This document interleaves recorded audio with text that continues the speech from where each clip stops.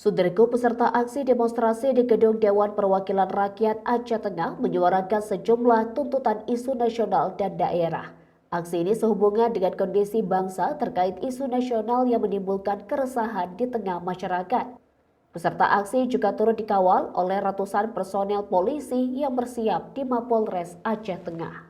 Aksi menurut pantauan kami berjalan damai. Mereka mulai pada pukul 10.00 waktu Indonesia bagian Barat menuju yang titik awalnya dari Gedung Olasani Takengon menuju Mapolres Aceh Tengah. Tempat ada sholat hajat untuk meminta kebaikan. Mereka memanjatkan doa supaya diberikan kedamaian dan kebaikan untuk negeri ini. Setelah dari Mapolres Aceh Tengah, mereka menuju gedung DPRK. Langsung di gedung DPRK Aceh Tengah, tepat di belakang saya. Dan para orasi menyampaikan poin-poin tuntutan mereka, yaitu diantaranya ada tanggung jawab Polri terhadap penindasan driver ojol di Jakarta kemarin. Kemudian ada isu daerah yang dibawa terkait dengan pertama adanya reklamasi di Danau Lutawar.